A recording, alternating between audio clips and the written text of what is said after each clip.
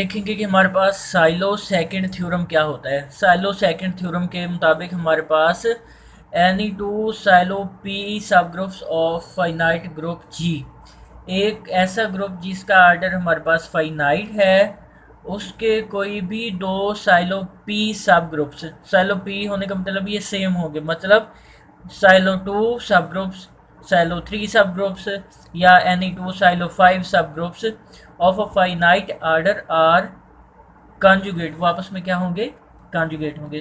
तो अब हम इसका प्रूफ देखते हैं कि हमारे पास इसको हम कैसे प्रूफ करेंगे। ओके, तो हमारे पास उसने इन्फॉर्मेशन में क्या दिया है कि जी हमारे पास क्या है, फाइनाइट ग्रुप है। तो हम क्या लिखेंगे, let G be a finite group, कि जी हमारे पास क्या होगा, फाइनाइट ग्रुप होगा। ओके, अगर जी हमारे पास फाइनाइट ग्रुप है ऑफ आर्डर एन, इसका आर्डर हमारे पास कितना है, एन है। ओके, अगर इसका आर्डर एन है तो हम इसको क्या लिख सकते हैं, order of G is equal to n. अब हमारे पास कोई भी नंबर ये एन हो, पॉजिटिव नंबर, जब हम उसकी फैक्टराइजेशन, जिस तरह मेरे पास 24 है, इसकी फैक्टराइजेशन हम बनाएंगे तो क्या बनेगी, इसकी फैक्टराइजेशन 2 की पावर 3 मल्टीप्लाई 3। तो इसको मैं क्या लिख सकता हूँ, मतलब प्राइम की पावर कोई ना कोई नंबर हमारे पास आ रहा है, जैसे में प्राइम की पावर अल्फ़ा और साथ में ये 3 नंबर कोई मल्टीप्लाई कर रहा है। तो इसको मैं कैसे लिख सकता हूँ, एन को क्या लिख सकता हूँ, प्राइम फैक्टराइजेशन में इस तरह लिखेंगे कि जिस तरह 2 की पावर 3 थी, पी की पावर अल्फ़ा, साथ कोई ना कोई नंबर मल्टीप्लाई कर होगा, और पी और एम आपस में क्या होंगे, रिलेटिव प्राइम हो गया, मतलब कि G C D of P and M is equal to हमारे पास क्या होगा, 1। ये आपस में क्या होंगे, रिलेटिव प्राइम होंगे। ओके, इसके बाद हमारे पास क्या करेंगे, लेट एच एंड के, एच और के हमारे पास टू साइलो, ये हमने प्रूव करना है ना, two Sylow P subgroup. तो एच और के को हम लेट करते हैं कि हमारे पास B two any two Sylow P subgroups, Sylow P subgroups, कि हमारे पास एच और के हमारे पास क्या है, टू साइलो पी सब ग्रुप्स हैं, किसके होंगे, ऑफ ग्रुप जी के, और इनका ऑर्डर क्या होगा, सेम होगा, having order p raise to the power alpha. अब इनका ऑर्डर सेम क्यों होगा, क्योंकि जब इनका ऑर्डर सेम होगा तब ही ये साइलो होंगे, वरना ये साइलो नहीं होंगे, क्योंकि हम इनके दरमियान आइसोमॉर्फिज्म ही नहीं बना सकेंगे, बाइजेक्शन नहीं बना सकेंगे। तो इनके ऑर्डर सेम होंगे तभी ये हमारे पास क्या होंगे, साइलो सब ग्रुप्स होंगे। तो हमारे पास देन हम क्या लिख सकते हैं कि एन हमारे पास किसके इक्वल था, पहले भी हमने लिखा, n is equal to p raise to the power alpha and m, और हमने क्या लिखा था, पी और एम का जो जी सी डी है वो हमारे पास क्या था, 1 था। ओके, अब हम दो फार्मूले लेते हैं कि हमारे पास क्या होगा, कंसीडर, अभी इससे पीछे हमने पढ़ा था कि हमारे पास जो है डबल कोसेट क्या होता है, तो उसका हमने फार्मूला लेते हैं, कंसीडर डबल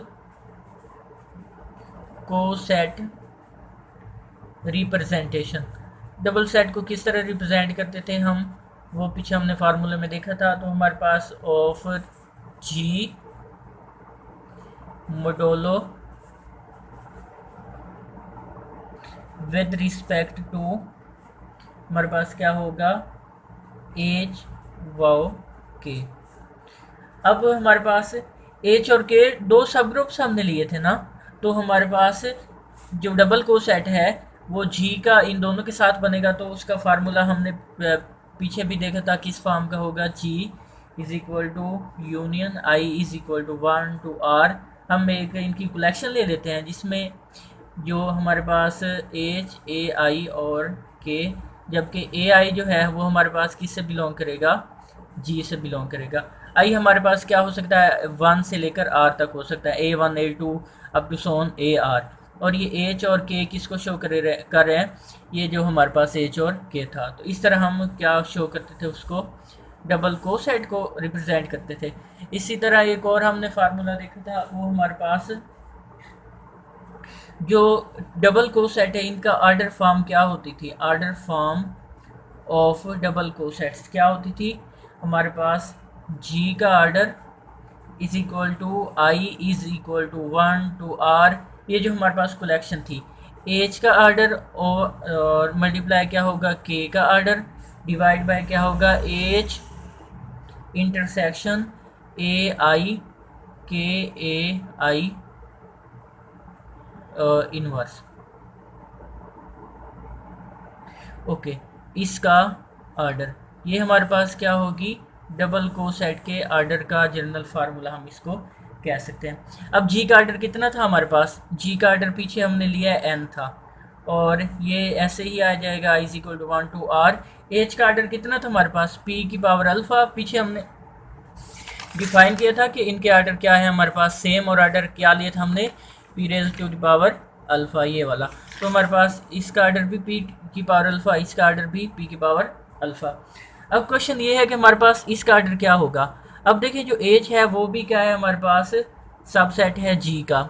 इसी तरह हमारे पास जो है ए आई के ए आई इनवर्स, वो भी जी का सब ग्रुप है। इसका मतलब ये भी और ये भी जी का सब ग्रुप है, तो इनकी जो कलेक्शन होगी, मतलब इनकी जो इंटरसेक्शन होगी वो भी क्या होगा, जी का सबसेट ही होगा, सब ग्रुप होगा, सॉरी ये भी सब ग्रुप है, ये भी सब ग्रुप। तो उसका आर्डर पे हमारे पास हम लेट कर लेते हैं कि वो हमारे पास क्या है, क्यू आई। अगर क्यू आई हमने लिया है तो इधर हम उसको मेंशन कर देंगे कि क्यू आई हमने क्या लिया है। तो हम क्या लिखेंगे, वेयर वेयर हमने क्या किया कि जो क्यू आई था वो किसके इक्वल लिया था, एच इंटरसेक्शन ए आई के ए आई का इनवर्स। ये क्यू आई हमने क्या लिया है, इसका हमने लिया है आर्डर, वो हमारे पास क्या है उसको हमने लेट किया, क्यू आई लेट किया। अब इतना हमारे पास हो गया। इससे आगे देखें कि हमारे पास जो है ये इसके इक्वल था ना। अब हमारे पास n किसके इक्वल बन गया है, summation i is equal to 1 to r p raise to the power alpha, p raise to the power alpha, नीचे क्या होगा, क्यू आई होगा। ओके, अब हमारे पास पीछे हमने लिया था कि n इज इक्वल टू क्या था, n की फैक्टराइजेशन करेंगे तो कोई ना कोई जो प्राइम फैक्टर उसके बनेंगे उनकी पावर आएगी और उसके साथ क्या आएगा, कोई ना कोई नंबर मल्टीप्लाई आएगा। ये हमने पीछे सबसे पहले इसको देखा था कि कैसे ये आया था। तो हम इस चीज़ को क्या कर सकते हैं, dividing by p raise to the power alpha. अब इसको p की पावर अल्फा से डिवाइड करेंगे तो हमारे पास क्या बन जाएगा, n ओवर p की power alpha is equal to r i is equal to 1 p raise to the power alpha, p raise to the power alpha over q i, और p की पावर अल्फा से हमने divide, ये इससे cut जाएगा। n over p alpha की value क्या होगी, n is equal P alpha m है, तो हमने n ओवर p अल्फा की वैल्यू निकालनी है, तो वो क्या आ जाएगी, m। तो इनकी वैल्यू पुट कर दें, ये क्या आ जाएगा, m इज इक्वल टू हमारे पास क्या होगा, m इज इक्वल टू हमारे पास रह जाएगा summation i is equal to 1 to r p raise to the power alpha over q i. Okay, ये हमारे पास, इसको इक्वेशन नंबर 1 का हमने नाम दे दिया। ओके, अब इससे आगे देखते हैं कि हमारे पास क्या होगा। इससे आगे ये हमारे पास इक्वेशन 1 आ गई। अब हमारे पास सिंस, अब देखिए जो क्यू आई था वो किसका आर्डर था हमारे पास, वो क्यू आई जो था वो इज इक्वल टू था आर्डर ऑफ हमारे पास था एच इंटरसेक्शन ए आई के ए आई का इनवर्स, इसके इक्वल था। अब क्योंकि क्यू आई इसका आर्डर है तो क्यू आई जो आर्डर की फॉर्म में आ रहा है ना, तो ये किस फॉर्म में होगा, ये जो क्यू आई है वो भी p की कोई ना कोई पावर की फॉर्म में ही होगा। मतलब जब क्यू आई को हम फैक्टराइजेशन उसकी करेंगे तो प्राइम फैक्टर होंगे, तो p की पावर कोई ना कोई अल्फ़ा की फॉर्म में ही आएगा। तो हम क्या लिख सकते हैं, तो ये हमारे पास इस चीज़ को हम इधर क्या लिखेंगे, सेंस कि क्यू आई हमारे पास क्या था, B order of intersection of B order of intersection of two p subgroups. ये हमारे पास टू सब ग्रुप्स का क्या था, आर्डर था। तो हमारे पास अगर ये टू सब ग्रुप का आर्डर है तो ये पी ना पी की फॉर्म में ही होगा, मतलब पी की पावर अल्फा फॉर्म में ही होगा। Is also a power of, क्या होगा, पावर ऑफ पी होगा। ये भी पी की कोई ना कोई पावर होगा।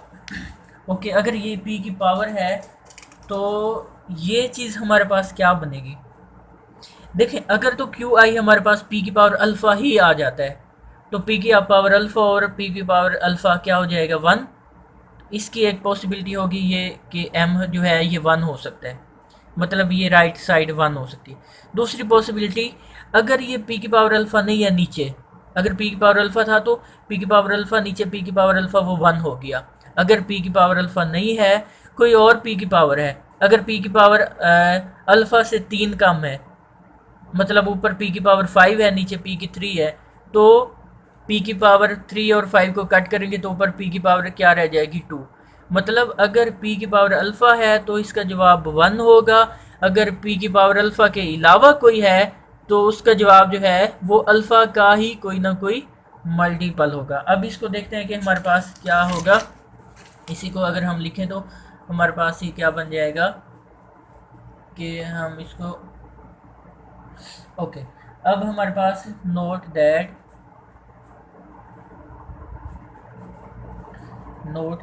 ईच टर्म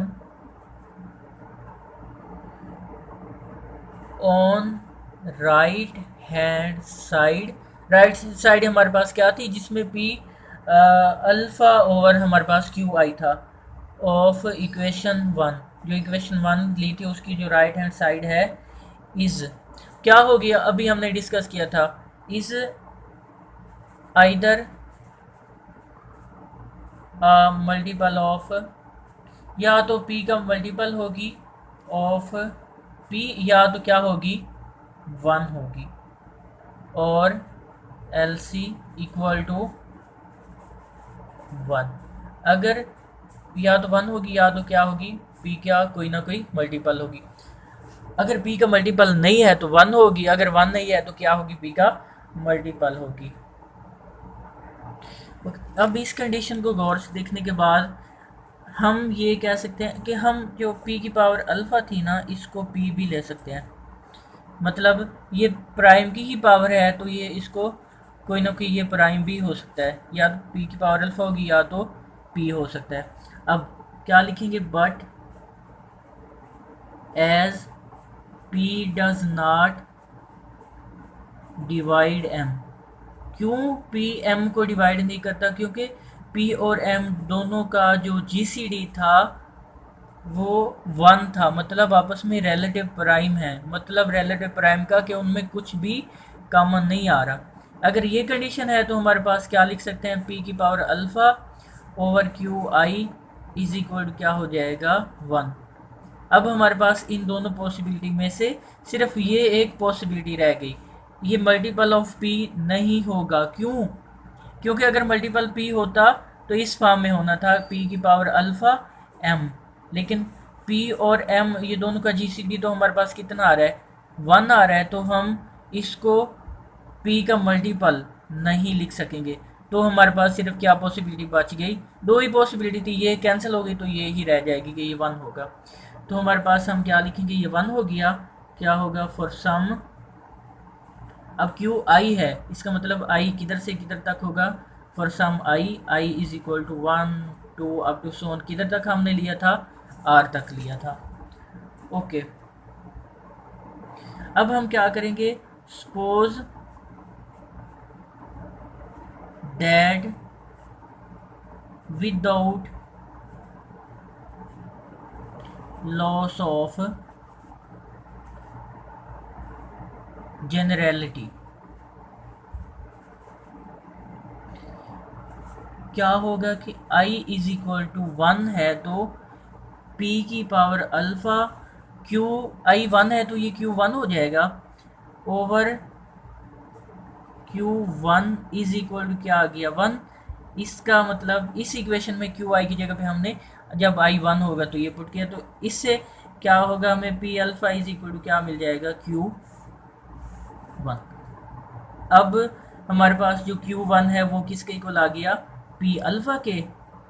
ओके, अब मैं क्या इससे इसका क्या मतलब है कि Q1 इज इक्वल टू है हमारे पास P अल्फ़ा। अब Q1 क्या होगा, QI हमने क्या लिया था, ये रफ में है कि QI हमारे पास क्या था, H इंटरसेक्शन क्या था, AI के I AI इनवर्स, सॉरी ये K था, के आई नहीं। ओके, अब इसमें जब आई इज इक्वल टू 1 है तो ये क्या बन जाएगा, वो Q1 बन जाएगा, उसकी वैल्यू इधर लिख देंगे तो हमारे पास क्या बनेगा, आर्डर ऑफ, ये इसका आर्डर था, order of as intersection A1 होगा के A1 का इन्वर्स किसके इक्वल आ गया, P की पावर अल्फ़ा।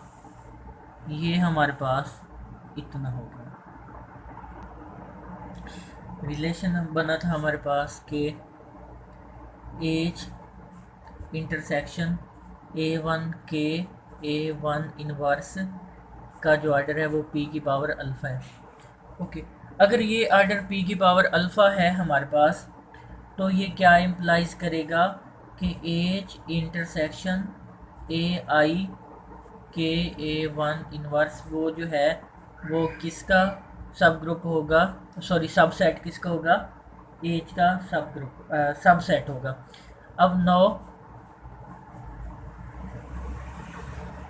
क्योंकि ये हमारे पास एज इंटरसेक्शन A1 के A1 इनवर्स, इन दोनों के दरमियान इंटरसेक्शन आ रही है, तो ये वाली चीज़ एज का भी सब सेट हो सकती है और इसका भी सब सेट हो सकती है, तो एज का भी होगी और उसका भी होगी, मतलब एज का ये सब सेट होगी। 9 हमारे पास इसको लिख सकते हैं कि ये एज का भी सबसेट है। 9 हमारे पास एज इंटरसेक्शन A1 के A1 का जो इनवर्स है वो क्या है, subgroup of H having same order as of as.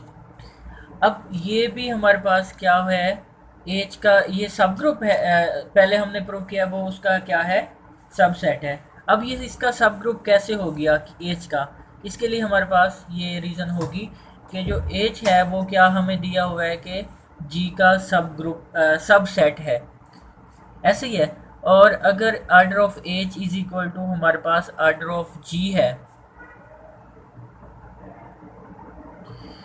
If order of H और आर्डर ऑफ जी इक्वल है, ये इम्प्लाइज करेगा कि जो एज है वो किसके इक्वल है, जी के।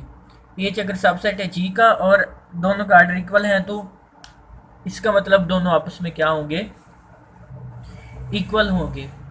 तो ये हमारे पास जो एज है वो क्या होगा, जी का एज जो है वो हमारे पास सब ग्रुप, हमने पहले लिया था कि जो एज था वो हमारे पास जी का सब ग्रुप था, तो इस चीज़ का ये सब ग्रुप हो गया है ऑफ, ठीक है हमारे पास।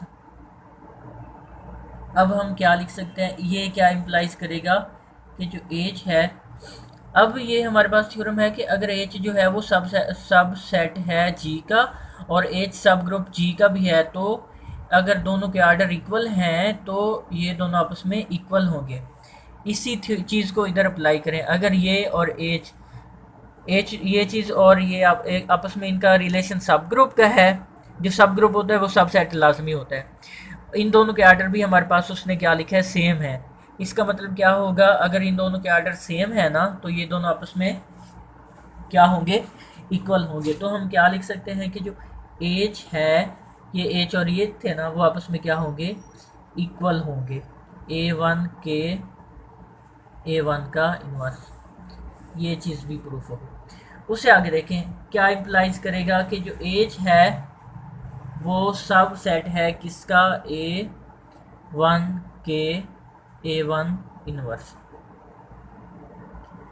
ओके, ये हमारे पास कैसे होगा, इसकी रीज़न भी देख लें। इसकी रीज़न कि अगर हमारे पास A इज़ इक्वल टू हो B इंटरसेक्शन C और A जो है वो सबसेट हो B इंटरसेक्शन C का, तो हमारे पास A सबसेट होगा किसका, B का, और A सबसेट किसका होगा, C का।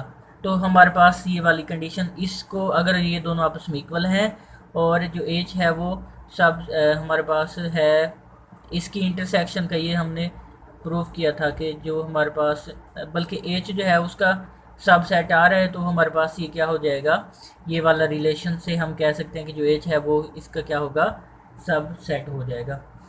अब ये इम्प्लाइज करेगा कि जो एज है वो हमारे पास क्या होगा, सब ग्रुप होगा किसका, A1 के A1 इनवर्स का। अब ये कैसे आएगा, ये हमारे पास क्या होगा कि अगर जो एज है वो है सब ग्रुप G का, तो हमारे पास A1 के A1 इनवर्स जो है वो भी सब ग्रुप G का, तो हमारे पास जो एज है अगर है सबसेट A1 के A1 इनवर्स का, तो ये इम्प्लाइज करेगा जो एज है वो हमारे पास सब ग्रुप किसका होगा, A1 के A1 इनवर्स का। ये उसका क्राइटेरिया है, ये इसकी रीज़न होगी कि ये हमने क्यों लिखा है।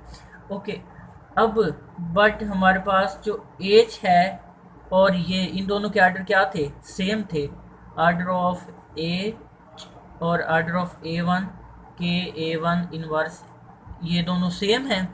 तो ये वाली अगर हम डेफिनेशन इधर अप्लाई करें, एच जो है जी का सब ग्रुप है, ये वाली डेफिनेशन अगर इधर अप्लाई करें, अगर इनके आर्डर सेम हैं और तो हमारे पास, और ये पहले वाला दूसरे के सबसेट है और इनके आर्डर सेम है, तो ये दोनों आपस में क्या होंगे, इक्वल होंगे। अब देखें ये पहले वाला दूसरे का सबसेट है और इन दोनों के सबसेट है, सब ग्रुप भी है, दोनों के आर्डर भी सेम है। इसका मतलब क्या होगा कि जो एज है वो किसके इक्वल होगा, A1 के A1 इनवर्स।